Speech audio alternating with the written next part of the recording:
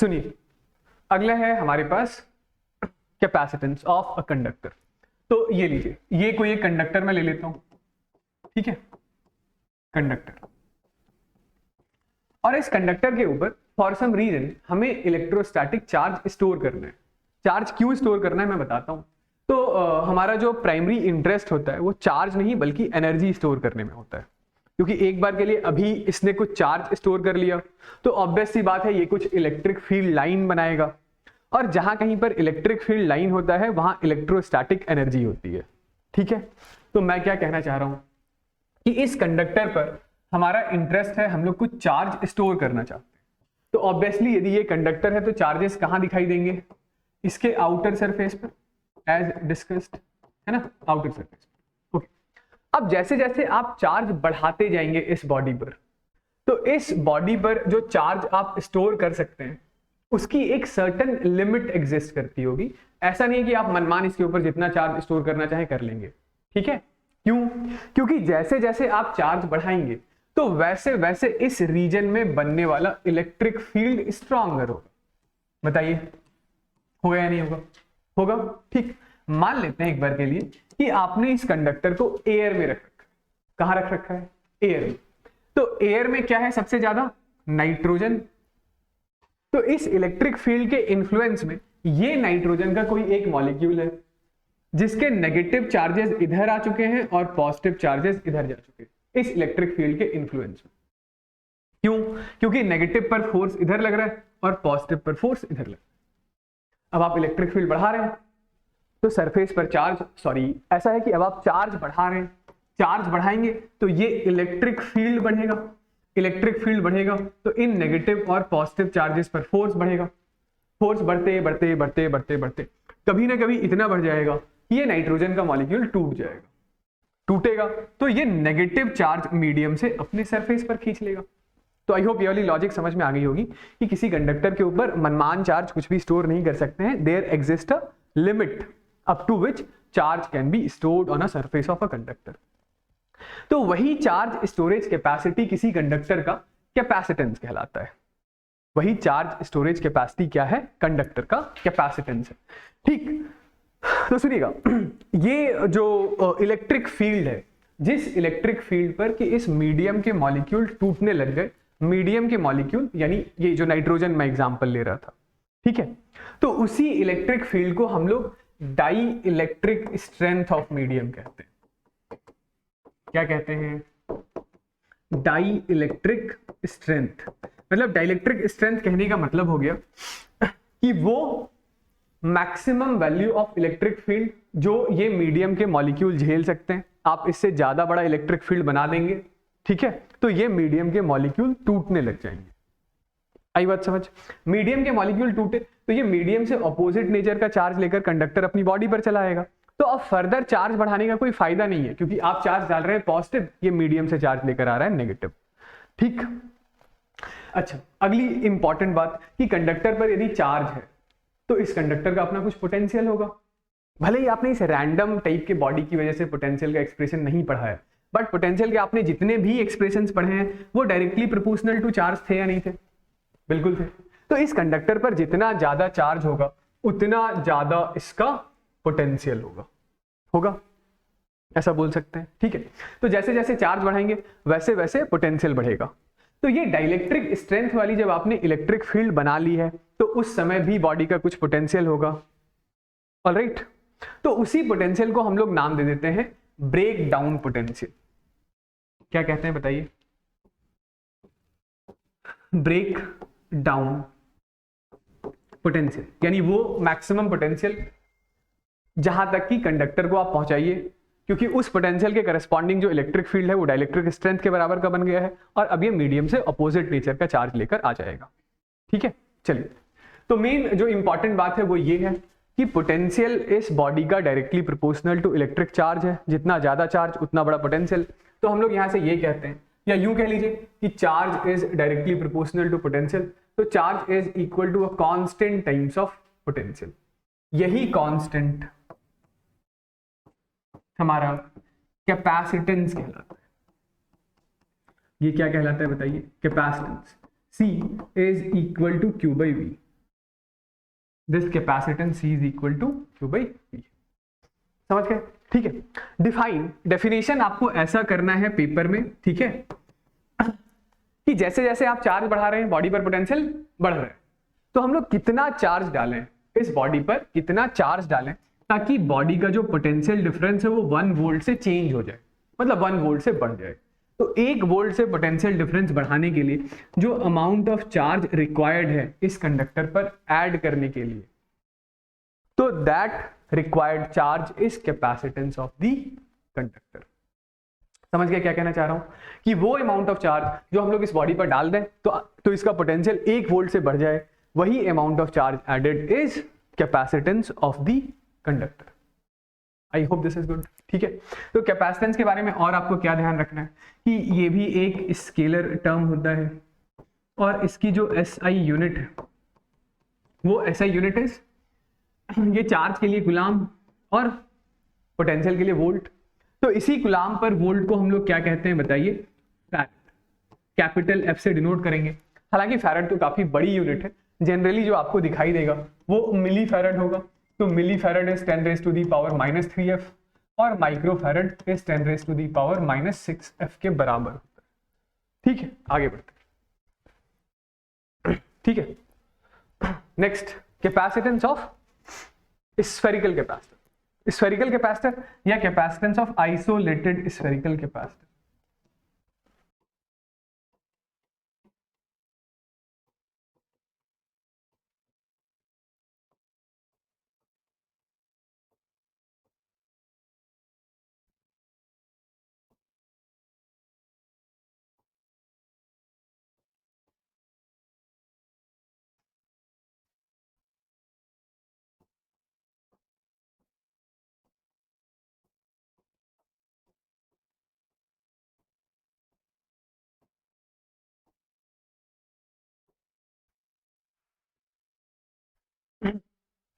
एक छोटी सी बात कि कैपेसिटेंस जो है वो चार्ज स्टोरेज कैपेसिटी का रिप्रेजेंटेशन है।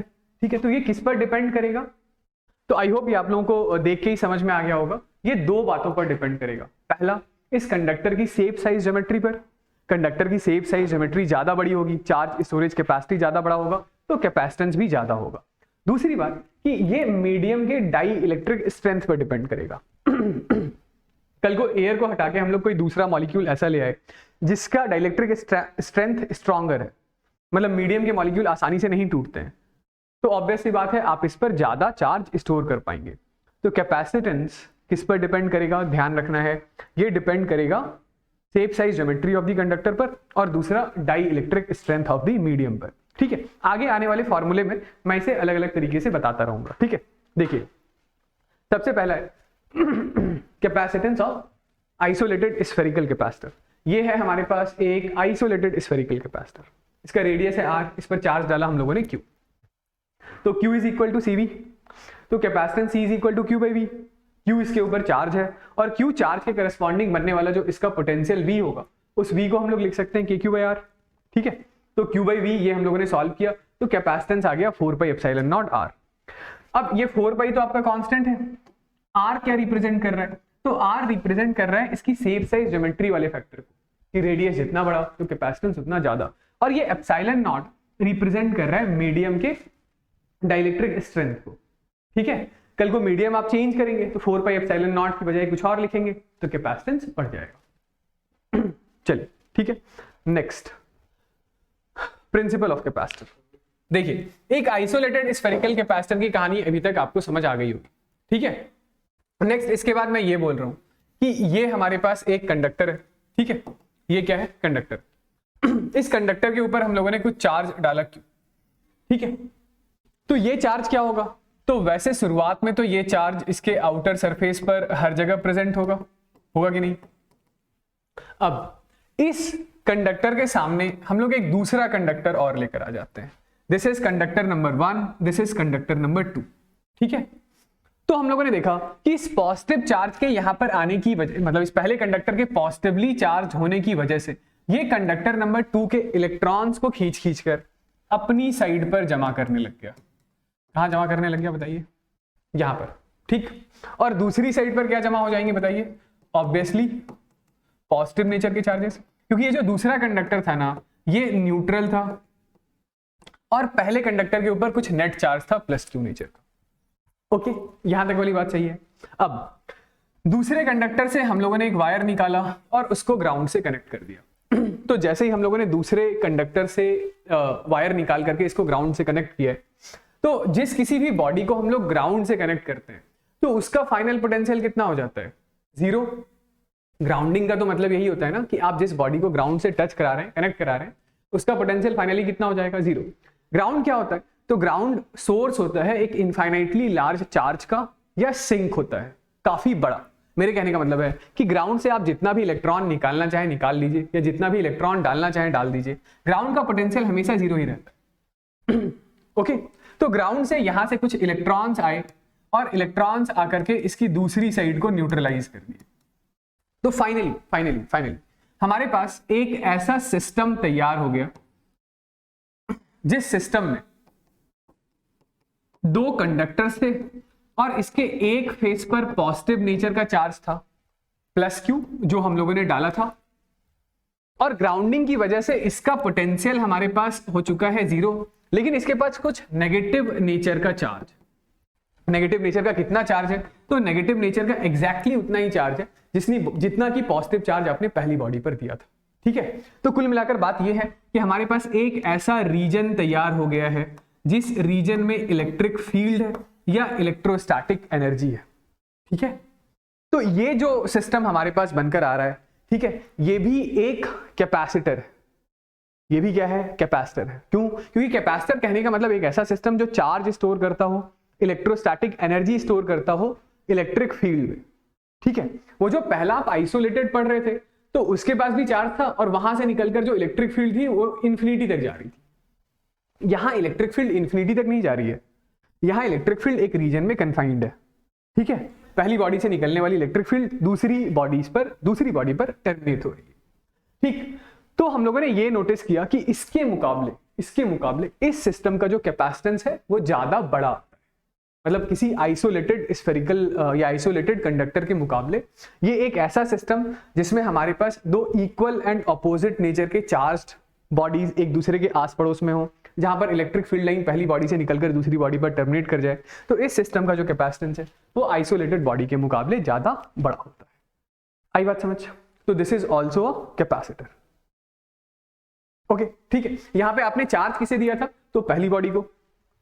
दूसरी बॉडी पर पहले ये जो चार्जेस आए हैं, इन्हीं चार्जेस को हम लोग कहते हैं कि दीज आर इंड्यूस्ड चार्ज। ये क्या है बताइए? तो ये इंड्यूस्ड चार्ज, सिंपल है ना। दूसरी बॉडी को हम लोगों ने ग्राउंड किया तो ग्राउंड से इलेक्ट्रॉन्स आए और ये जो पॉजिटिव नेचर के चार्जेस थे उसको न्यूट्रलाइज कर दिए। तो दूसरी बॉडी पर हमारे पास सिर्फ और सिर्फ नेगेटिव चार्ज ही बचा। ओके, और यहां पर दोनों चार्जेस के बीच वाले रीजन में एक इलेक्ट्रिक फील्ड है, यहां पर एक इलेक्ट्रोस्टैटिक एनर्जी। तो ये हमारा कैपेसिटर। ठीक है, हमारे सिलेबस में क्या है? तो हमें पढ़ना है पैरेलल प्लेट कैपेसिटर। तो सुनिएगा फिर से यही कहानी। देखिए, हमारे पास इस तरीके से नेक्स्ट पैरेलल प्लेट कैपेसिटर है जिसमें हमारे पास इस तरीके से 2 पैरेलल प्लेट्स है। This is plate number 1, this is plate number 2। तो प्लेट नंबर 1 पर हम लोगों ने कुछ पॉजिटिव चार्ज डाला। अब चूंकि ये कंडक्टर है तो चार्जेस कहां डिस्ट्रीब्यूट होंगे? इसके आउटर सरफेसेस पर। तो दोनों सरफेसेस पर चार्ज आ गए। अब इस पॉजिटिव को देखकर जो कंडक्टर नंबर 2 है उसके इनर सरफेस पर नेगेटिव नेचर का चार्ज आ गया और इसके आउटर सरफेस पर पॉजिटिव नेचर का चार्ज आ गया। ठीक है, यहां पर कैसा चार्ज आ गया बताइए? पॉजिटिव। नेक्स्ट हम लोग क्या करेंगे? वही जो पहले किया था कि यहां से एक वायर निकालते हैं और इसे ग्राउंड से कनेक्ट कर देते हैं। ग्राउंड से कनेक्ट कर देते हैं। जैसे ही आप इसे ग्राउंड से कनेक्ट करते हैं तो ग्राउंड का पोटेंशियल कितना है? 0। तो हमेशा याद रखिएगा इस दूसरे प्लेट का भी पोटेंशियल कितना होगा? 0। तो ग्राउंड भेजेगा यहां से इलेक्ट्रॉन और ये इलेक्ट्रॉन आएंगे और ये दूसरे प्लेट के जो आउटर मोस्ट चार्जेस है उसको कर देंगे न्यूट्रलाइज। ठीक है, तो हमारे पास जो फाइनल सिस्टम आएगा उस फाइनल सिस्टम के अंदर, ये जो फाइनल सिस्टम आएगा उस फाइनल सिस्टम के अंदर ये प्लेट नंबर 1 के इनर सरफेस पर जो भी आपने चार्ज दिया था, ये चार्ज Q, तो कहां चला जाएगा? प्लेट 1 के इनर सरफेस पर। और इतना ही नेगेटिव नेचर का चार्ज प्लेट नंबर 2 के इनर सरफेस पर भी आ जाएगा। ठीक है, तो ये हमारे पास जो सिस्टम तैयार हो रहा है, इस सिस्टम में पहले प्लेट से दूसरे प्लेट की तरफ एक इलेक्ट्रिक फील्ड है। अभी हम लोग ये कैलकुलेट भी कर लेंगे, ये इलेक्ट्रिक फील्ड यूनिफॉर्म नेचर का है। तो ये बनकर तैयार हो गया है हमारा पैरेलल प्लेट कैपेसिटर। समझ गए क्या ये वाली बात? ठीक है, तो इसमें एक बार के लिए इस प्लेट का एरिया हम लोग A मान लेते हैं और इन दोनों प्लेट के बीच की सेपरेशन हम लोग D मान लेते हैं। ठीक है, तो यहां पर भी यदि आपको कैपेसिटेंस डिफाइन करना है तो capacitance C is equal to Q/V होता है। ठीक है, इस Q को आप क्या लिख सकते हैं? तो Q को हम लोग लिख सकते हैं कि इस प्लेट की यदि चार्ज डेंसिटी सिग्मा मान लें तो sigma is equal to Q/A होता है। तो therefore Q is equal to charge density into area. चलिए नेक्स्ट, इन दोनों प्लेट के बीच का पोटेंशियल। अच्छा, ये जो पोटेंशियल मैंने लिखा है C is equal to Q/V, तो आप इसे ऐसा भी समझ सकते हैं कि ये प्लेट नंबर 1 है, ये प्लेट नंबर 2 है, तो ये V1 माइनस V2 लिखा हुआ होता है। मैं कैपेसिटेंस की डेफिनेशन नहीं बदल रहा हूं, डेफिनेशन वही है जैसे जो आइसोलेटेड बॉडी में आपने capacitance C is equal to Q/V लिखा था। तो ये V एक्चुअली बॉडी का पोटेंशियल माइनस इंफिनिटी का पोटेंशियल था। इंफिनिटी पर पोटेंशियल कितना होता है? 0। ये बेसिकली उस रीजन का पोटेंशियल डिफरेंस होता है जहां पर इलेक्ट्रिक फील्ड होता है। तो यहां पे इलेक्ट्रिक फील्ड कहां था? बॉडी के सरफेस से इंफिनिटी तक। यहां पर इलेक्ट्रिक फील्ड कहां है? तो ये दोनों प्लेट के बस बीच में। तो this is V1 minus V2। अब इस V1 माइनस V2 को आप कैसे लिखेंगे? तो V1 minus V2 is integration of E dot dr होता है। दोनों प्लेट के बीच का सेपरेशन D है, तो इसे 0 से D के लिए इंटीग्रेट कर दीजिए। तो ये दोनों प्लेट के बीच का पोटेंशियल डिफरेंस कितना आएगा? E डॉट D के बराबर आएगा। तो दोनों प्लेट के बीच में इलेक्ट्रिक फील्ड कितनी है बताइए? तो पहले प्लेट ने इधर की तरफ इलेक्ट्रिक फील्ड बनाया है और दूसरे वाले प्लेट ने भी अपनी तरफ इलेक्ट्रिक फील्ड बनाया है। ये जो प्लेट है, इस प्लेट पर चार्ज डेंसिटी प्लस सिग्मा है और इस दूसरे प्लेट पर चार्ज डेंसिटी माइनस सिग्मा। तो पहले प्लेट की वजह से बनने वाली इलेक्ट्रिक फील्ड E1, दूसरे प्लेट की वजह से बनने वाली इलेक्ट्रिक फील्ड मैंने लिख तो दिया है E2, पर मैग्नीट्यूड तो सेम होगा। तो E नेट कितना हो गया? E नेट हो गया E1 plus E2 into D, और E1 है हमारे पास sigma upon 2 epsilon naught plus sigma upon 2 epsilon naught into D के बराबर।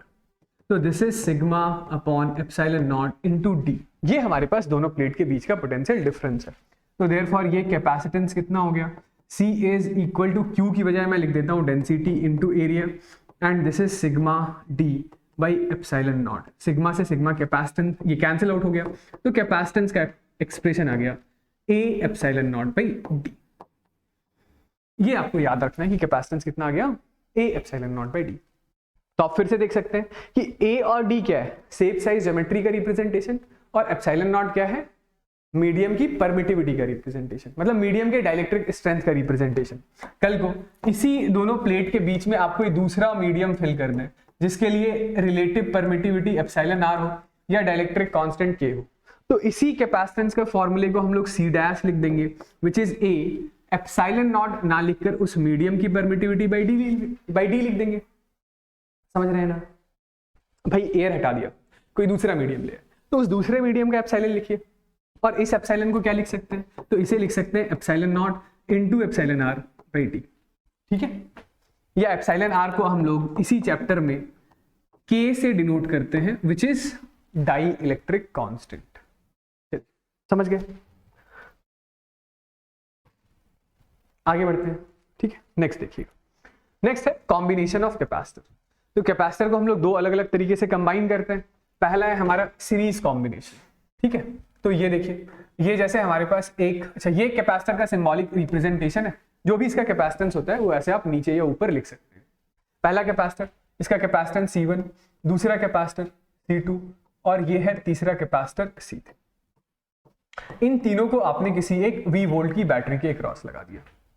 तो हमें करना क्या है? इन तीनों कैपेसिटर को हटाकर एक इकलौता सिंगल कैपेसिटर लेकर आना है, और उस इकलौते कैपेसिटर का जो कैपेसिटेंस है उसे C इक्विवेलेंट से डिनोट करेंगे। ये इकलौता कैपेसिटर क्या कर सकता है? तो ये वो सारे काम कर सकता है जो ये तीनों मिलाकर कर रहे थे। मेरे कहने का मतलब है इन तीनों ने मिलाकर बैटरी से जो चार्ज खींचा था Q, वो ये कैपेसिटर अकेले खींच सकता है। इसीलिए इसका नाम क्या है, इक्विवेलेंट कैपेसिटर। ठीक है, देखिए यहां पर भी चार्ज क्यू होगा, यहां पर माइनस क्यू होगा, यहां पर चार्ज क्यू होगा, यहां पर माइनस क्यू होगा, यहां पर चार्ज क्यू और माइनस क्यू, तो इस इक्विवेलेंट के क्रॉस भी चार्ज क्यू और माइनस क्यू होगा। दूसरी बात, कुछ ना कुछ इलेक्ट्रोस्टैटिक एनर्जी इसके पास होगी, कुछ इसके पास होगी, कुछ इसके पास होगी, तो तीनों ने मिलाकर जितनी एनर्जी स्टोर करी है उतनी एनर्जी ये अकेले स्टोर करेगा, इसीलिए इसका नाम क्या है, इक्विवेलेंट कैपेसिटर। इतनी बात सही है। आपको क्या ध्यान रखना है, आपको यह ध्यान रखना है कि सीरीज कॉम्बिनेशन का मतलब एक ऐसा कॉम्बिनेशन जिसमें चार्ज अक्रॉस हर कैपेसिटर सेम होगा, इन तीनों कैपेसिटर के अक्रॉस चार्ज सेम होगा, बस इतनी सी बात याद रखिए। ठीक है, वैसे आप फॉर्मूला क्या जानते हैं, आप जानते हैं Q is equal to C into V, तो ये जो C इक्विवेलेंट का फॉर्मूला है, this is equal to Q by V के बराबर।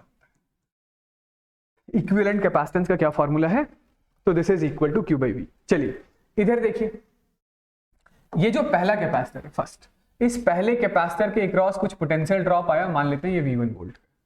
ये जो दूसरा कैपेसिटर है, इसके अक्रॉस कुछ पोटेंशियल ड्रॉप आया V2 वोल्ट का, तीसरे कैपेसिटर के अक्रॉस होने वाला पोटेंशियल ड्रॉप मैं V3 वोल्ट का मान लेता हूं। तो क्या मैं ऐसा लिख दूं, ये जो V है, this V is equal to V1 plus V2 plus V3 के बराबर होगा ना। ठीक है, इस V1 को क्या लिखेंगे, तो चूंकि Q is equal to CV है, तो V is equal to Q by C1 plus Q by C2 plus Q by C3 लिख देंगे। ठीक है, तो ये Q इधर ले आइए, this is Q 1 by C1 plus 1 by C2 plus 1 by C3 is equal to V। तो इसको क्या लिख लेंगे बताइए, this is V by Q। अब मैं ये कह रहा हूं कि C equivalent is Q by V है, तो V बाई Q क्या होगा, V by Q is 1 upon C equivalent which is 1 by C1 plus 1 by C2 plus 1 by C3 के बराबर। ऑलराइट, आप चाहे तो दो कैपेसिटर के लिए याद रखिएगा, क्या, फॉर टू कैपेसिटर, जैसे ये पहला कैपेसिटर है, इसका कैपेसिटेंस है C1, ये दूसरा कैपेसिटर है, इसका कैपेसिटेंस है C2, तो C equivalent is C1 C2 upon C1 plus C2। ठीक, ओके। और आखिरी बात कि in series combination charge on each capacitor must be same, her capacitor के अक्रॉस जो चार्ज होगा वो सेम रहेगा, बस। ठीक है, चलिए दूसरी बात करते हैं, पैरेलल कॉम्बिनेशन। सेकंड इज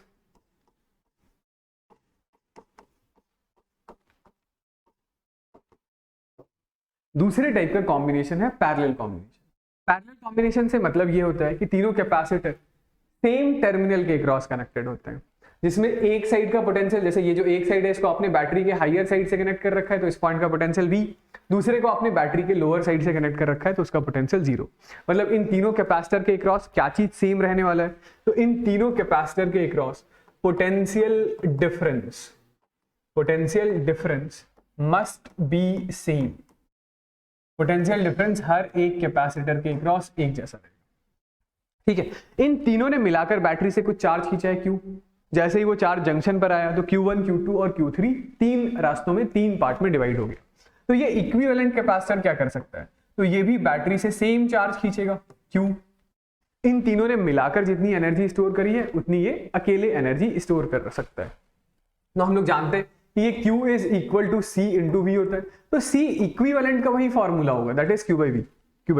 ठीक, अब यहां पे आप क्या कहेंगे कि बैटरी से जो तीनों ने मिलाकर चार्ज खींचा है वो Q1 plus Q2 plus Q3 के बराबर है, तो this is equal to total charge supplied by the battery Q है। सिर्फ Q1 को क्या लिखेंगे, तो सिर्फ Q1 को हम लोग लिखेंगे C1 इंटू इसके अक्रॉस पोटेंशियल डिफरेंस, तो चाहे वो C1 हो, C2 हो, C3 हो, सबके अक्रॉस वोल्टेज क्या है, सेम V। तो Q1 को आपने लिख लिया C1V, this is C2V plus C3 into V, this is equal to Q। तो ये आ रहा है C1 plus C2 plus C3, this is equal to Q by V, और यही Q बाई V हमारा क्या है, तो दिस इज C इक्विवेलेंट। ये लीजिए, तो पैरेलल कॉम्बिनेशन में हर कैपेसिटर के अक्रॉस वोल्टेज सेम, क्योंकि सारे के सारे कैपेसिटर सेम टर्मिनल के अक्रॉस कनेक्टेड है, चार्ज डिवाइड हो जाता है, तो equivalent capacitance C1 plus C2 plus C3 के बराबर हो जाता है। आगे बात समझ, ठीक है, आगे next, energy stored in capacitor. ठीक है, नेक्स्ट है हमारे पास एनर्जी स्टोर्ड इन कैपेसिटर। ठीक है, ये जो कैपेसिटर है, इस कैपेसिटर का प्लेट एरिया हम लोग ले लेते हैं ए, और इन दोनों कैपेसिटर के प्लेट के बीच की सेपरेशन है डी। तो ये पैरेलल प्लेट कैपेसिटेंस है, सॉरी पैरेलल प्लेट कैपेसिटर है, जिसके लिए कैपेसिटेंस है A epsilon naught by D के बराबर। ठीक है, हमें डिफाइन करना है कि कितनी एनर्जी है। तो एनर्जी के लिए हम लोग क्या करते हैं बताइए। तो एनर्जी के लिए आप ऐसा सोच सकते हैं कि ये दूसरे प्लेट पर जिस पर नेगेटिव चार्ज है, यहां पर एक बहुत ही छोटा सा चिन्ना सा चार्ज है dq। इस छोटे से dq चार्ज को इस नेगेटिव प्लेट से उठाकर धीरे धीरे धीरे धीरे धीरे धीरे पॉजिटिव प्लेट पर ले आइए। ठीक है, मतलब इट इज समथिंग लाइक कि ये पॉजिटिव टोटल चार्ज q हम लोग कैसे जमा कर रहे हैं। तो पॉजिटिव हम लोग ऐसे ही जमा कर रहे हैं कि एक dq चार्ज लेकर आए, फिर दूसरा dq, फिर तीसरा dq, फिर चौथा dq एंड सो ऑन। इस तरीके से करके इसके ऊपर टोटल चार्ज हम लोगों ने q जमा किया है। आप बोलेंगे कि अभी तक तो हम लोग इन्फिनिटी से चार्ज लेकर आते थे, आज नेगेटिव वाले से पॉजिटिव वाले पर लेकर आ रहे हैं, ऐसा भेदभाव क्यों? तो भेदभाव इसलिए क्योंकि अभी तक जो आपने पढ़ा था ना, उसमें इलेक्ट्रिक फील्ड बॉडी से इन्फिनिटी तक था। अब यहां पर बाहर इलेक्ट्रिक फील्ड है ही नहीं, बाहर इलेक्ट्रिक फील्ड है ही नहीं, जो भी इलेक्ट्रिक फील्ड है वो बस इसी रीजन में।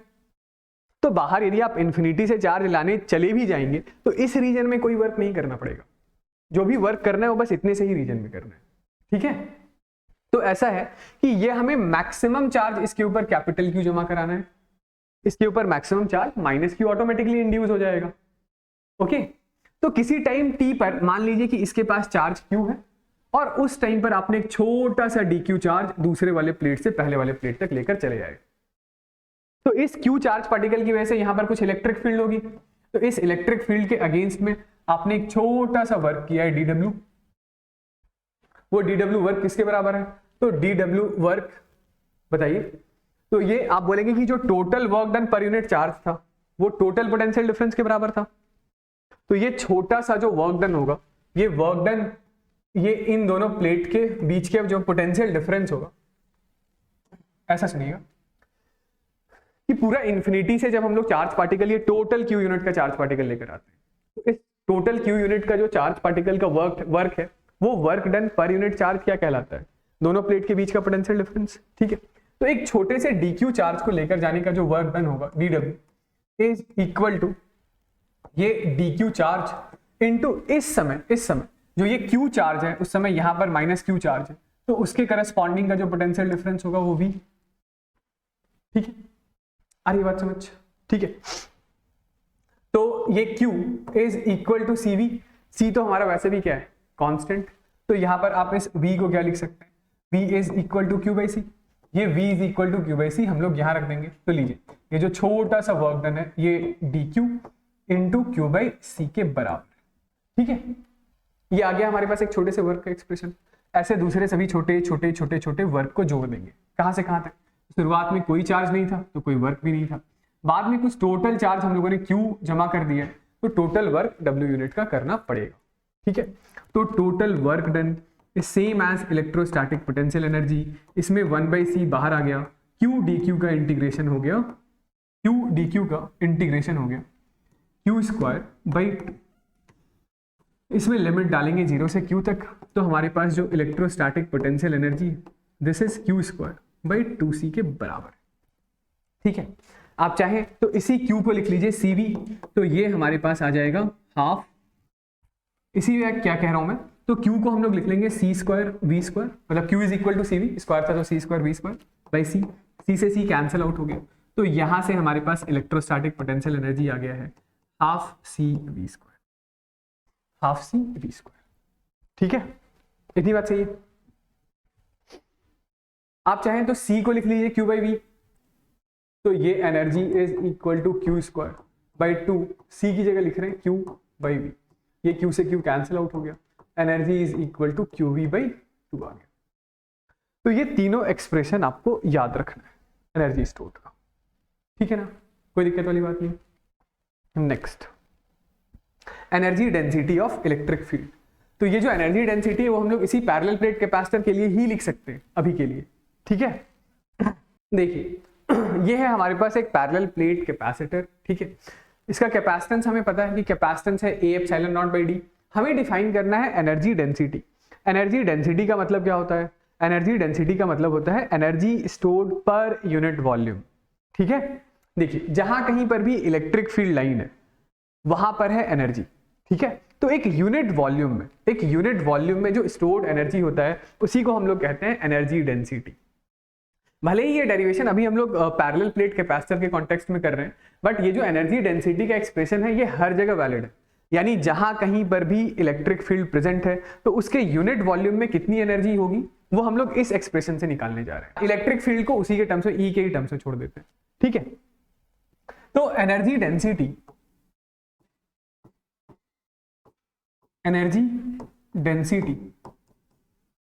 कहने का मतलब होता है एनर्जी पर यूनिट वॉल्यूम।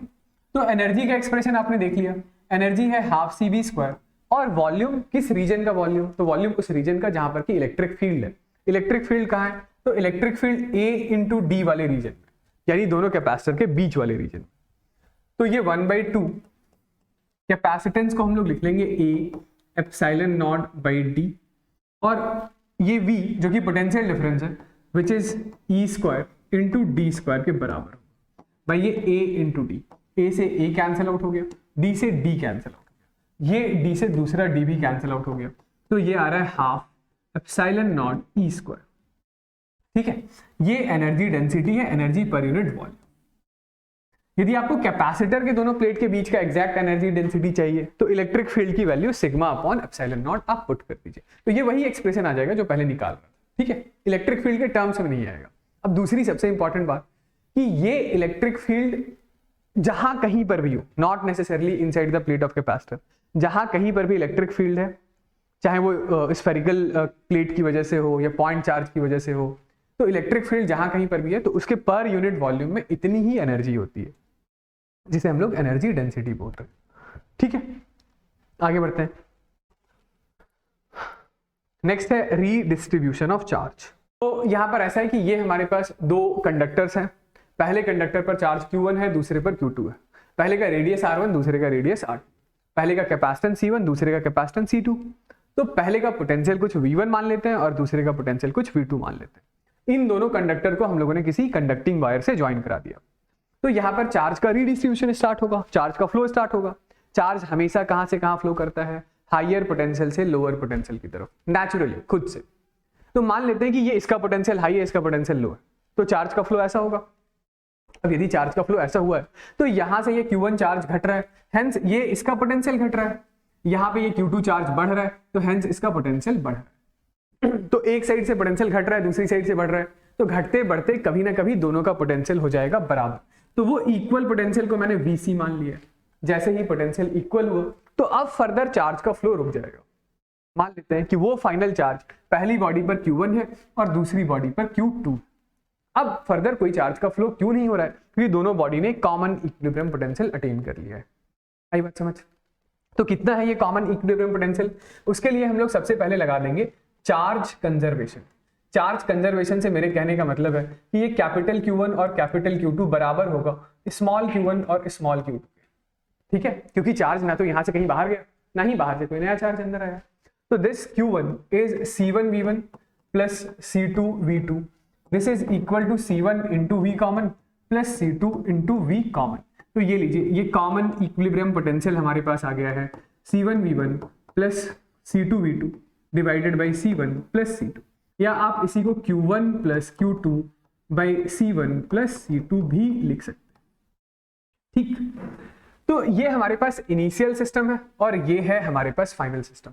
बता सकते हैं इनिशियल और फाइनल सिस्टम में किसके पास ज्यादा एनर्जी होगी? तो ऑब्वियसली यहां पर इनिशियल सिस्टम के पास ज्यादा एनर्जी होगी, क्योंकि जब चार्जेस इन कंडक्टिंग, ये एक कंडक्टिंग वायर है, तो जब चार्ज इस कंडक्टिंग वायर के थ्रू भागा है तो यहां पर करंट बना है और उस करंट के बनने की वजह से कुछ ना कुछ हीट एनर्जी का लॉस हुआ होगा। तो फाइनल सिस्टम के पास कम एनर्जी है, इनिशियल सिस्टम के पास ज्यादा एनर्जी है। कितना हुआ है एनर्जी लॉस? तो ये energy loss is equal to initial system की energy minus times of final system की एनर्जी। इनिशियल सिस्टम की एनर्जी से मेरा मतलब है half C1V1 square plus half C2V2 square, और फाइनल सिस्टम की एनर्जी से मेरा मतलब है half C1 plus C2 into V common का स्क्वायर, v कॉमन की ये वैल्यू यहां से उठाइए और यहां पटक दीजिए, यहां पटक के इसको आप सॉल्व कर लीजिए, जो एंड रिजल्ट आएगा वो आएगा half C1 C2 upon C1 plus C2 into V1 minus V2 का होल स्क्वायर। ये है हमारे पास एनर्जी लॉस। इसमें अब ज्यादातर जो सवाल पूछे गए हैं या पूछे जाते हैं उसमें बता दिया जाता है कि दोनों में से कोई एक कैपेसिटर शुरुआत में अनचार्ज होता है, शुरुआत में अनचार्ज होगा तो बस इस V2 की वैल्यू को कितना ले लेंगे, 0, तो energy loss is half C1 C2 by C1 plus C2 into V1 square. ठीक है, ये एंड रिजल्ट बिल्कुल याद रखिएगा। ओके, चलिए आगे बढ़ते हैं। नेक्स्ट है डाइइलेक्ट्रिक एंड इट्स पोलराइजेशन। ठीक है, डाइइलेक्ट्रिक एंड इट्स पोलराइजेशन। देखिए ऐसा है कि ये है हमारे पास एक डाइइलेक्ट्रिक, डाइइलेक्ट्रिक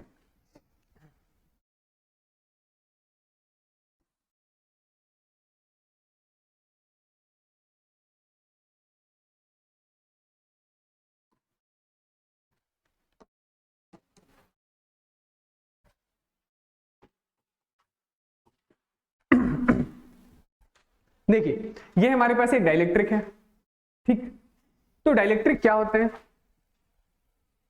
तो डाइइलेक्ट्रिक एसेंशियली होते तो इंसुलेटर्स ही हैं, इसके अंदर कोई फ्री चार्ज नहीं होता है, तो हैंस फ्री चार्जेस नहीं है तो फ्री चार्ज का कोई मोशन भी नहीं है। ठीक है, ये डाइइलेक्ट्रिक दो टाइप के होते हैं, एक होता है पोलर और दूसरा होता है नॉन पोलर। ठीक है, पोलर जिसमें ऐसे कोई एक मॉलिक्यूल के अंदर दो पोल्स ऑलरेडी क्रिएटेड होता है, मतलब हर एक मॉलिक्यूल के पास अपना अपना छोटा छोटा डाइपोल मूवमेंट होगा। ठीक, और नॉन पोलर वैसे डाइइलेक्ट्रिक होंगे जिसके अंदर जो उसके मॉलिक्यूल होंगे उसका नेगेटिव और पॉजिटिव चार्ज का सेंटर एक ही जगह पर होगा, तो पहले से उसके पास कोई पोल नहीं होगा, मतलब डाइपोल नहीं होगा, तो डाइपोल मूवमेंट पहले से नहीं होगा। ठीक, तो चाहे डाइइलेक्ट्रिक पोलर हो या नॉन पोलर हो, जब आप इस डाइइलेक्ट्रिक को किसी एक्सटर्नल इलेक्ट्रिक फील्ड में सब्जेक्ट करते हैं, मतलब किसी एक्सटर्नल इलेक्ट्रिक फील्ड में लेकर आते हैं, तो बिहेवियर चाहे वो पोलर हो या नॉन पोलर हो दोनों का एक जैसा ही होता है। क्या है वो बिहेवियर, तो ये देखिए ये डाइइलेक्ट्रिक है हमारे पास। ठीक है, ये अभी के लिए मैंने एक पोलर डाइइलेक्ट्रिक लिया हुआ है, इसमें दो पोल्स है, तो ये इलेक्ट्रिक फील्ड जो है ये पॉजिटिव चार्ज पार्टिकल पर इधर, नेगेटिव पर इधर, पॉजिटिव पर इधर, नेगेटिव पर इधर, पॉजिटिव पर इधर और नेगेटिव पर इधर, ऐसा फोर्स लगाएगी। और इस फोर्स के एप्लीकेशन की वजह से क्या होगा, तो फोर्स के एप्लीकेशन की वजह से ये जो हमारा डाइइलेक्ट्रिक है, इस डाइइलेक्ट्रिक ये जो इसके डाइपोल्स है वो ऐसा अलाइन हो जाएंगे। ठीक है, मतलब यहां उसका नेगेटिव आ जाएगा, यहां पॉजिटिव, यहां negative, positive negative, positive negative, positive negative, positive negative, positive. आई बात समझ, मतलब इस इलेक्ट्रिक फील्ड ने क्या किया है, तो इसके जो मॉलिक्यूल्स हैं अंदर वाले उनको अलाइन कर दिया है एक स्पेसिफिक ओरिएंटेशन में, और उसकी वजह से इस डाइइलेक्ट्रिक के एक साइड पर ऐसे नेगेटिव चार्जेस की दीवार बन गई है और दूसरे साइड पर ऐसे पॉजिटिव चार्जेस आकर जमा हो गए। ऑलराइट, ठीक, तो ये हमारे पास था एक्सटर्नल इलेक्ट्रिक फील्ड। मान लेते हैं ये एक्सटर्नल इलेक्ट्रिक फील्ड है कुछ ई नॉट के बराबर, कितना, ई नॉट। ठीक, तो आप डाइइलेक्ट्रिक के अंदर देखिए, तो डाइइलेक्ट्रिक के अंदर भी एक साइड पर सारे पॉजिटिव चार्ज है, दूसरी साइड पर सारे नेगेटिव चार्ज है, तो इसी पॉजिटिव या नेगेटिव चार्ज को हम लोग क्या कहते हैं बताइए, तो इसे इंड्यूस्ड या बाउंड चार्ज, बाउंड या इंड्यूस्ड चार्ज। तो डाइइलेक्ट्रिक ने पॉजिटिव से नेगेटिव साइड की तरफ अपना एक खुद का इलेक्ट्रिक फील्ड बना लिया होगा, और इस इलेक्ट्रिक फील्ड को आप नाम दे सकते हैं this is induced electric field. ठीक, तो अब यदि कोई पूछे कि इस डाइइलेक्ट्रिक के अंदर मुझे नेट इलेक्ट्रिक फील्ड बताओ, कितना है नेट इलेक्ट्रिक फील्ड, तो नेट इलेक्ट्रिक फील्ड बाहर से आने वाला इलेक्ट्रिक फील्ड था ई नॉट, और डाइइलेक्ट्रिक के अंदर ही अंदर बनने वाला इलेक्ट्रिक फील्ड था इंड्यूस्ड इलेक्ट्रिक फील्ड, ई इंड्यूस्ड। तो ये जो नेट इलेक्ट्रिक फील्ड है, यही net electric field E naught by के के बराबर होता है, वेयर के is dielectric constant.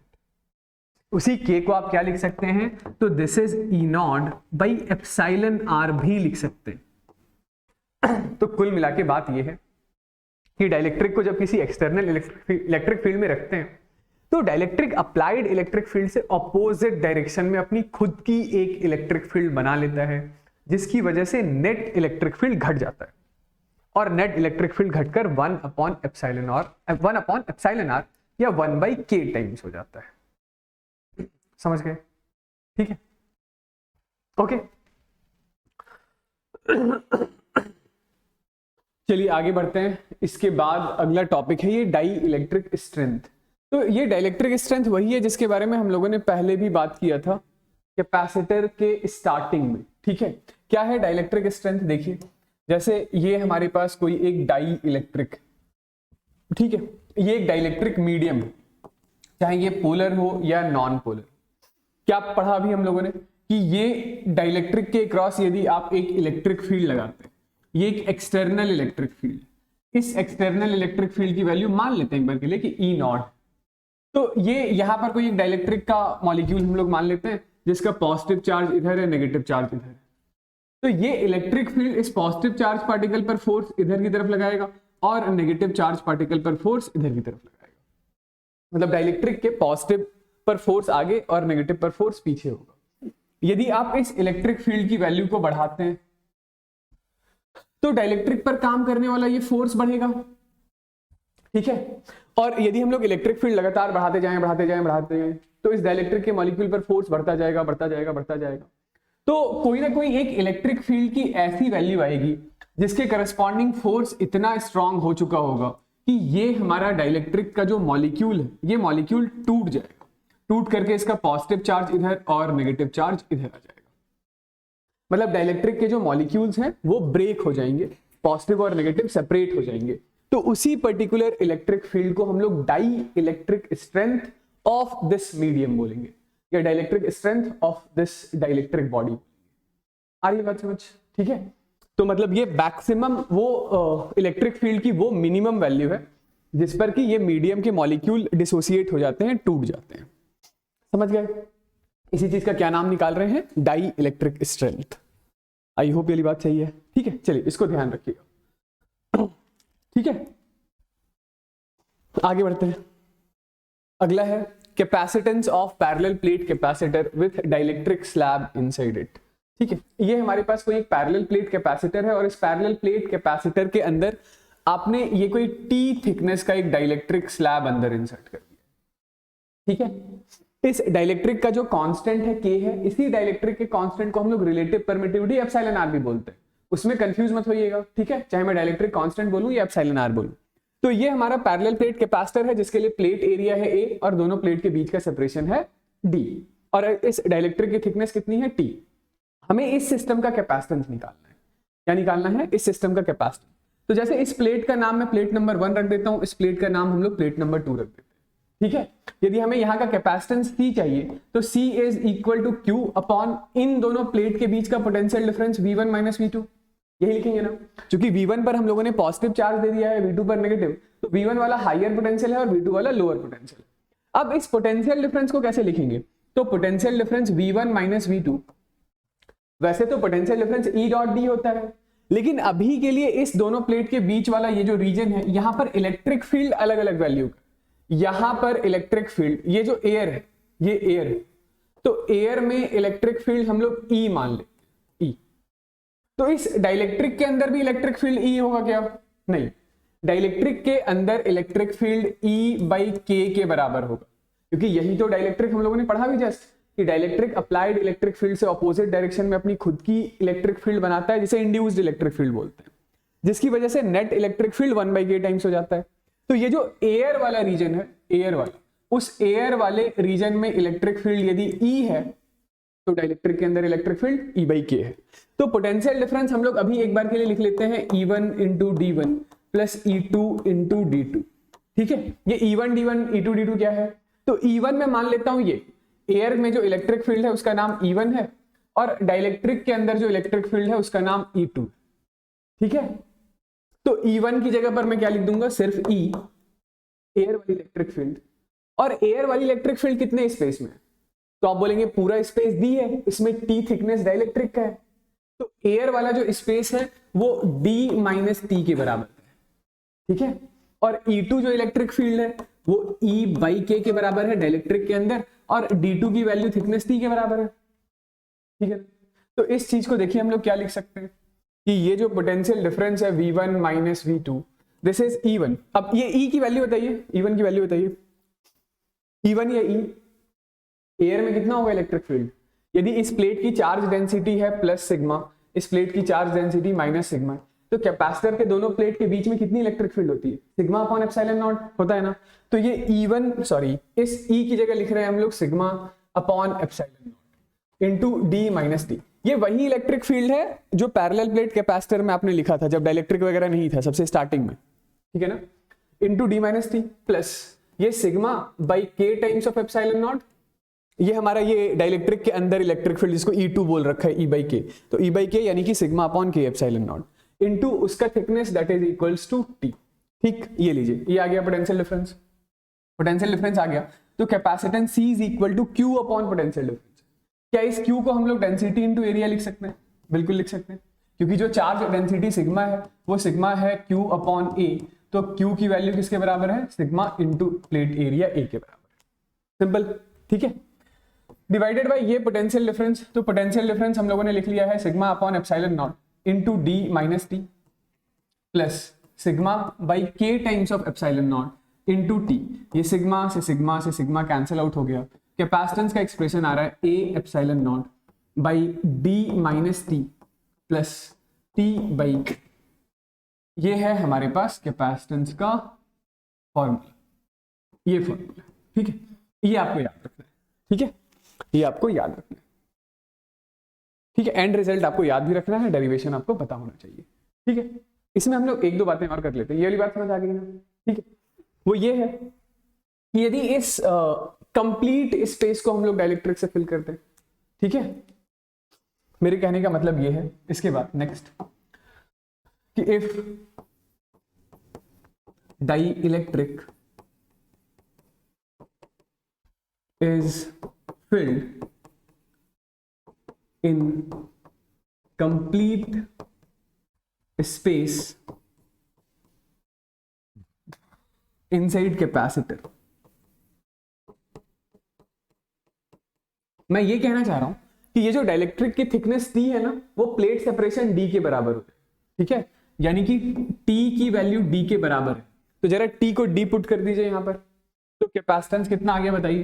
Capacitance is equal to ये A epsilon naught by D minus T की जगह लिख रहे हैं D plus D by K।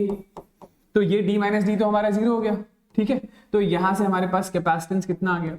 Capacitance आ गया है A K epsilon naught by D। समझ गए? कैपेसिटेंस कितना आ गया है? A K epsilon naught by D, ठीक है। ये भी एंड रिजल्ट बिल्कुल अच्छे तरीके से रख लीजिए। दूसरी बात मैं क्या कहना चाह रहा हूं, समझ रहे हैं ना? जैसे कि ये हमारे पास है पैरेलल प्लेट के पास, तो इसमें ये दोनों प्लेट के बीच का सेपरेशन D था, तो इस पूरे स्पेस को, इस पूरे के पूरे स्पेस को हम लोगों ने डाइलेक्ट्रिक से फिल कर दिया, पूरे स्पेस को, ठीक है। T थिकनेस में नहीं, पूरे D थिकनेस में एक डाइलेक्ट्रिक है, तो कैपेसिटेंस कितना हो गया है? A K epsilon naught by D हो गया, ठीक है। आगे बढ़ते हैं, ठीक है, चलिए। इसके बाद अगली बात है कि capacitance of capacitor with conductor inside, ठीक है, कंडक्टर।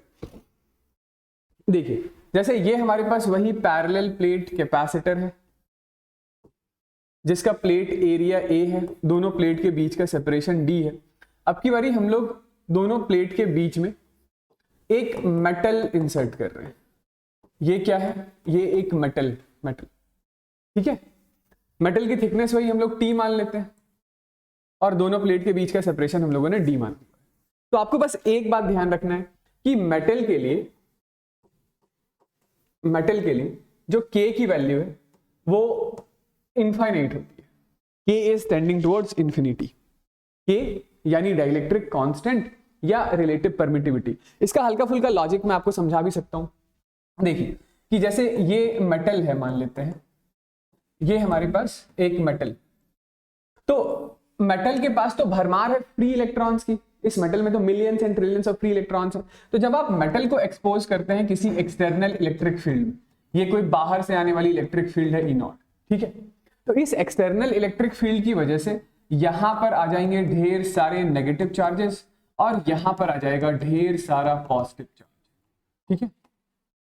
तो अब ये मेटल जो अपनी खुद की इंड्यूस्ड इलेक्ट्रिक फील्ड बनाएगा, वो induced electric field exactly equal to external electric field के बराबर होता है, क्योंकि मेटल के पास फ्री इलेक्ट्रॉन की कमी थोड़ी है, उसके अंदर तो मिलियंस एंड ट्रिलियंस में फ्री इलेक्ट्रॉन्स है। तो जो एक्सटर्नल इलेक्ट्रिक फील्ड आपने लगाया उसकी वजह से बहुत सारे ये फ्री इलेक्ट्रॉन मतलब इंड्यूस्ड चार्ज इधर और इधर मतलब नेगेटिव और पॉजिटिव नेचर के इंड्यूस्ड चार्जेस इतने अमाउंट में जमा हो गए हैं कि इंड्यूस्ड इलेक्ट्रिक फील्ड एक्सटर्नल के बराबर हो गया है। तो इसीलिए हम लोग कहते हैं कि इस कंडक्टर के अंदर अब नेट इलेक्ट्रिक फील्ड कितना है, तो नेट इलेक्ट्रिक फील्ड 0 है। आप बोलेंगे कि यही नेट इलेक्ट्रिक फील्ड को हम लोग पहले क्या लिख रहे थे, E/K डाइलेक्ट्रिक वाले सिचुएशन में। तो यदि नेट इलेक्ट्रिक फील्ड 0 है तो K की वैल्यू कितनी है, K is tending towards infinity है। तो मेटल के लिए K कितना होता है, इनफाइनाइट। तो इस सिचुएशन में हम लोगों ने कैपेसिटेंस का क्या फॉर्मूला निकाला अभी, तो capacitance is equal to A epsilon naught by D minus T plus T by K निकाला है, यही निकाला है। K की वैल्यू यदि आप इनफाइनाइट कर देंगे तो ये वाला टर्म कितना हो जाएगा, 0। तो कैपेसिटेंस का फॉर्मूला क्या आ जाएगा, कैपेसिटेंस का फॉर्मूला आ जाएगा A epsilon naught by D minus T के बराबर, A epsilon naught by D minus T के बराबर। मतलब ये T स्पेस हटा दीजिए, उड़ा दीजिए, ठीक है। तो जो रिमेनिंग स्पेस है वो कितना है, D माइनस T है, ठीक है। तो वहीं पर इलेक्ट्रिक फील्ड है, वहीं पर इलेक्ट्रिक फील्ड है तो वहीं पर इलेक्ट्रोस्टैटिक एनर्जी है, क्योंकि जहां पर फील्ड होती है वहां पर एनर्जी होता है। तो कैपेसिटेंस का फॉर्मूला हो जाएगा A epsilon naught by D minus T, ठीक। फिर इसमें आप बोलेंगे कि अच्छा इसमें भी यदि हम लोग कंप्लीट स्पेस को फिल कर दें ऐसा, इसके बाद देखिएगा कि ये हमारे पास एक कैपेसिटर है, इसमें कंप्लीट स्पेस को आपने मेटल से फिल कर दिया है। किससे फिल कर दिया है, मेटल से। अब बताइए इसका कैपेसिटेंस कितना हो जाएगा। जैसे ये प्लेट का एरिया A है, दोनों प्लेट के बीच की सेपरेशन D है और कंप्लीट स्पेस आपने फिल कर रखा है मेटल से, तो कैपेसिटेंस कितना हो जाएगा, K इनफाइनाइट है, इनफाइनाइट। तो कैपेसिटेंस का फॉर्मूला है A K epsilon naught by D इस सिचुएशन के लिए। तो K इनफाइनाइट है तो कैपेसिटेंस कितना हुआ, इनफाइनाइट। तो 0 कैसे बोल रहे हैं भाई, K तो यहां था ना नीचे, T/K, वो भी अल्टीमेटली सॉल्व करेंगे तो K ऊपर ही आ जाएगा। तो ये K यदि इनफाइनाइट है तो capacitance is tending towards infinity है। ओके, इसका क्या मतलब हुआ, कैपेसिटेंस इनफाइनाइट हो गया इसका मतलब। अब आपको ये पता है कि ये वाला प्लेट तो ग्राउंडेड होता है, तो यदि यहां से आप कोई चार्ज दे रहे हैं तो वो इस कंडक्टर के थ्रू ट्रेवल होता हुआ ग्राउंड में जा रहा है, और ग्राउंड एक्ट करता है as a source of infinitely large sink. उसमें आपको जितना भी चार्ज डालना है डाल दीजिए, जितना भी चार्ज निकालना है निकाल लीजिए, उसका पोटेंशियल तो 0 ही रहेगा। आई बात समझ, ठीक है। चलिए लास्ट आखिरी बात, ठीक है, ये हो गया, ये समझ आ गया। फॉर्मूले याद करते जाइए, अभी प्रॉब्लम बनाना है, ठीक है। हाँ, variation in parameter due to insertion of dielectric. देखिए ये हमारे पास 2 सिस्टम है, ठीक है, ये हमारे पास 2 सिस्टम है। मैं इसका नाम फिगर 1 रख रहा हूं, इसका नाम फिगर नंबर 2 रख रहा हूं। हमारे पास 2 आइडेंटिकल कैपेसिटर, ठीक है, जिसका कैपेसिटेंस मैंने C लिख रखा है। इस कैपेसिटर को बैटरी से कनेक्ट कर दिया, तो बैटरी की हायर साइड ये है, इस प्लेट पर पॉजिटिव चार्ज, इस प्लेट पर नेगेटिव चार्ज आ गया। दोनों प्लेट के क्रॉस पोटेंशियल डिफरेंस कितना है, V वोल्ट का है, ठीक है। तो ये कैपेसिटर चार्ज हो गया, ओके। दूसरे सिचुएशन में यहां पर भी हम लोगों ने कैपेसिटर लिया, इसको भी सेम उसी तरीके के बैटरी से कनेक्ट किया, तो इस कैपेसिटर पर भी चार्ज Q और माइनस Q आ गया, इसके भी दोनों प्लेट के क्रॉस पोटेंशियल डिफरेंस V है। अब जब ये कैपेसिटर चार्ज हो गया तो फिर हम लोगों ने ये बैटरी खोल करके हटा दिया, ये बैटरी यहां से हम लोगों ने क्या किया है, हटा दिया, ठीक है। तो दोनों कैपेसिटर आइडेंटिकल हैं, दोनों के पास सेम चार्ज है, सेम पोटेंशियल डिफरेंस है। फर्क किस बात का है कि एक बैटरी के क्रॉस कनेक्टेड है और दूसरा बैटरी के क्रॉस कनेक्टेड नहीं है, ठीक। आइए अब नेक्स्ट हम लोग क्या कर रहे हैं, तो दोनों कैपेसिटर के बीच के कंप्लीट स्पेस को किसी डाइलेक्ट्रिक से फिल कर दे। दोनों कैपेसिटर के बीच वाला जो स्पेस है, दोनों प्लेट के बीच वाला जो स्पेस है, वहां पर एक डाइलेक्ट्रिक डाल दिया जिसका कांस्टेंट क्या है, K है। तो मेरा सवाल ये है कि जब हम लोगों ने डाइलेक्ट्रिक इंसर्ट कर दिया, जब हम लोगों ने डाइलेक्ट्रिक डाल दिया, तो डाइलेक्ट्रिक के डाले जाने के बाद सबसे पहला पैरामीटर कैपेसिटेंस का क्या हुआ, कैपेसिटेंस का क्या हुआ बताइए, कैपेसिटेंस का क्या होगा।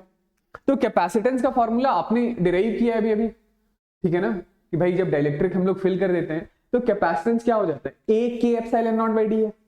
अब उसमें हम लोगों ने कहीं ये थोड़ी देखा कि बैटरी कनेक्टेड है या नहीं कनेक्टेड है। तो सबसे पहली बात जो मैं कहना चाह रहा हूं वो ये है कि इन दोनों ही सिचुएशंस में जो नया कैपेसिटेंस है मैं उसे C डैश बोल रहा हूं, तो C dash will be A times of K epsilon naught by D, यानी C dash is equal to K times of C होगा। तो कैपेसिटेंस बढ़ गया है, कितने से बढ़ गया है, के टाइम से बढ़ गया है। यहां पर भी और यहां पर भी जो कैपेसिटेंस है C dash is equal to K times of C होगा, तो यहां पर भी कैपेसिटेंस जो है ये बढ़ गया है। ठीक है, दोनों सिचुएशन में, दोनों सिचुएशन, ठीक, कैपेसिटेंस बढ़ गया। दूसरी बात पहले हम लोग इलेक्ट्रिक फील्ड के बारे में कर लेते हैं, इलेक्ट्रिक फील्ड के बारे में कर लेते हैं।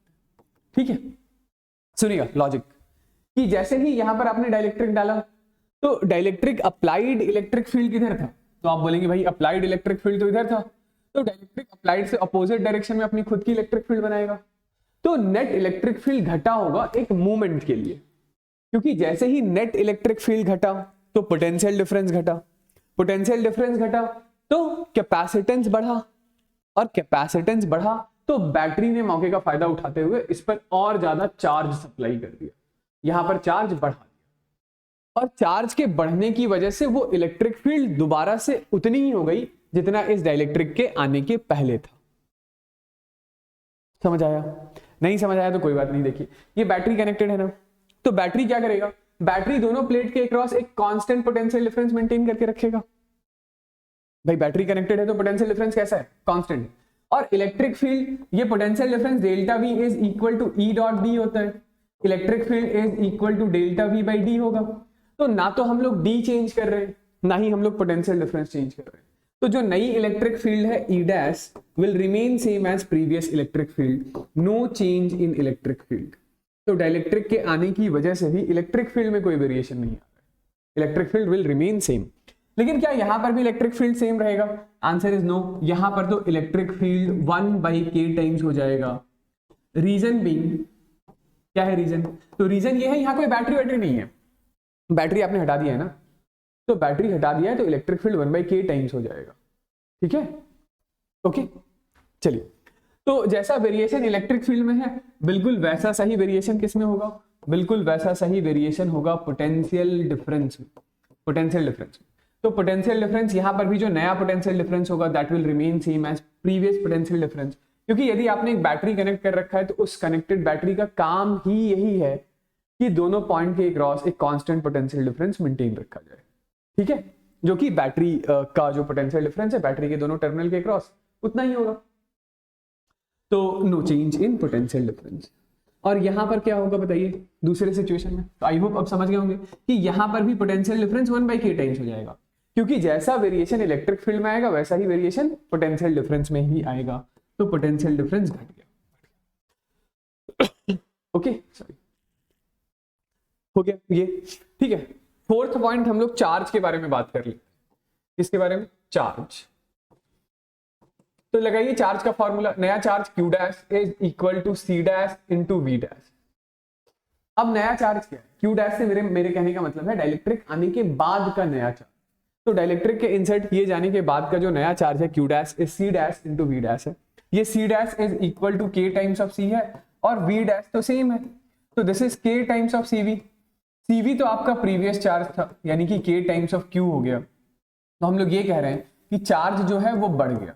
यही वाली बात मैं भी थोड़ी देर पहले बता रहा था कि डाइलेक्ट्रिक के आने की वजह से इलेक्ट्रिक फील्ड घटा, पोटेंशियल डिफरेंस घटा, तो बैटरी ने और ज्यादा चार्ज सप्लाई कर दिया। कितना बढ़ गया चार्ज, तो चार्ज बढ़कर k टाइम्स हो गया। ठीक है, लेकिन यहां पर क्या होगा, यहां पर ऑब्वियसली कि जो नया चार्ज है q dash is equal to c dash into v dash. तो आप बोलेंगे c तो k टाइम्स बढ़ा है, लेकिन पोटेंशियल v/k टाइम्स हो गया है।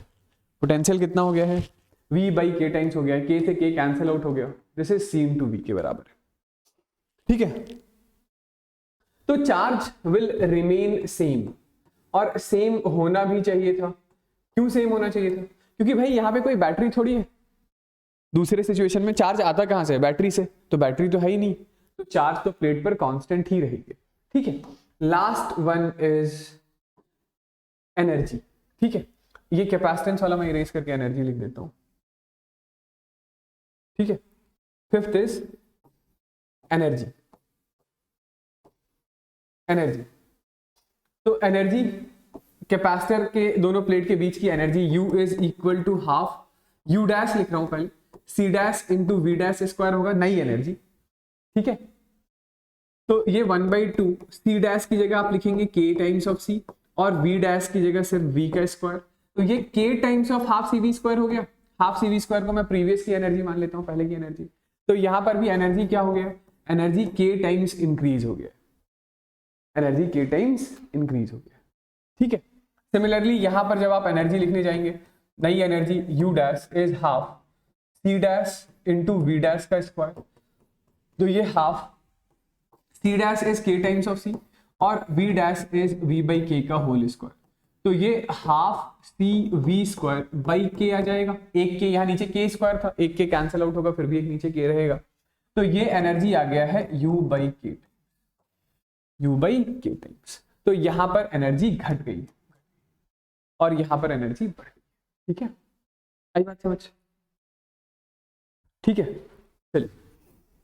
तो समरी ये है कि वो कैपेसिटर जो बैटरी के अक्रॉस कनेक्टेड रहता है, वो कैपेसिटर जो बैटरी के अक्रॉस कनेक्टेड रहता है, ठीक है, मैं फिर से बोलता हूं, समरी ये है कि वो कैपेसिटर जो बैटरी के अक्रॉस कनेक्टेड रहता है, वहां पर सिर्फ इलेक्ट्रिक फील्ड और पोटेंशियल डिफरेंस सेम रहता है। कब? डाइलेक्ट्रिक के इंसर्ट किए जाने के बाद। वो कैपेसिटर जो बैटरी के अक्रॉस कनेक्टेड नहीं है, अब बैटरी हटा दिया गया है कैपेसिटर को चार्ज करने के बाद, तो उसके पास सिर्फ इनिशियल और फाइनल चार्ज सेम होता है।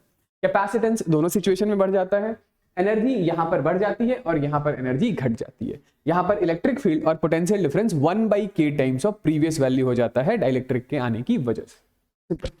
ठीक है, ये याद रखिएगा। लास्ट है यूजेस ऑफ कैपेसिटर। तो कैपेसिटर का क्या यूज है बताइए? तो कैपेसिटर का यूज हम लोग इलेक्ट्रोस्टैटिक एनर्जी स्टोर करने के लिए करते हैं।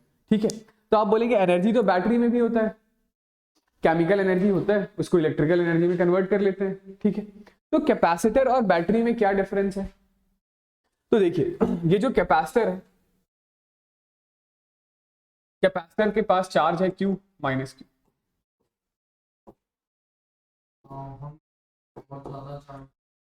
यस, तो यदि आप इस कैपेसिटर को एक रजिस्टर के अक्रॉस कनेक्ट करते हैं, ठीक है, तो सर्किट में जो फ्लो होने वाला करंट होगा ना, ये करंट होगा तो यूनिडायरेक्शनल ही, लेकिन करंट कुछ इस तरीके से घटेगा, एक्सपोनेंशियल।